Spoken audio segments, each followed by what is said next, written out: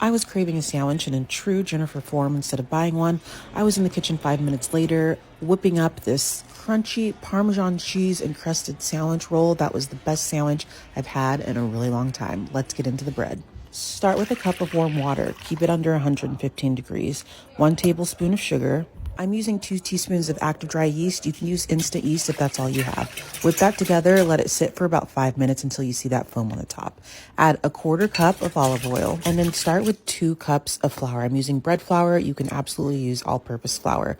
I'm putting in 1.5 teaspoons of kosher salt and then mixing that all together. Keep a little bit of flour on the side because just like me, I thought my dough was a little bit too wet, so I ended up sprinkling a little bit more flour towards the end. It was probably like 4 tablespoons worth. After mixing, flour your hands, and then we're going to knead the dough for 4 to 5 minutes. Lastly, give the dough a couple stretches. I do this by pulling on the 4 corners and just folding it on top of the dough ball. Now I'm going to oil a bowl, stick the dough in there. I'm going to give it one more round of stretches. Then I'm going to cover the bowl and let it sit for about an hour or so until it doubles its size. It is cold season, so it might take a little bit longer if your kitchen is cooler. Now that our dough is plump and rested, we're going to cut it into 4 pieces. This is similar to ordering like a small sandwich size at a store. So if you want a large, then just make it into 2 pieces instead. I'm simply just going to roll them out to the shape of a sandwich roll. And I'm going to do my best not to work the dough too much. Once that's done, we're going to cover again and let those rolls rise one last time. Cover the tops with a little bit of olive oil so the cheese has something to stick to.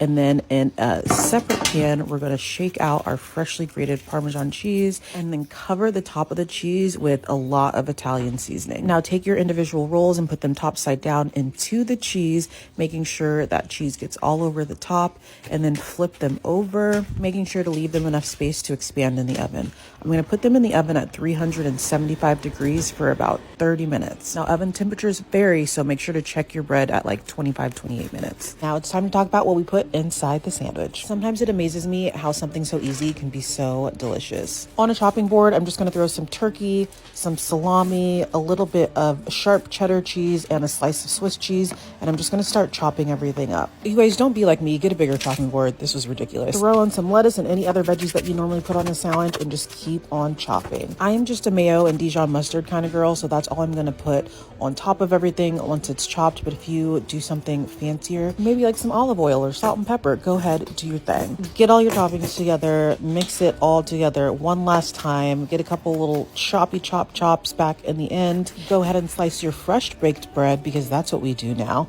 Ooh, this one's still steamy and warm. And then, not rocket science, we're just going to scoop everything into the bread, and you've got your perfectly chopped sandwich on your homemade Parmesan crusted Italian bread, and life can't get any better than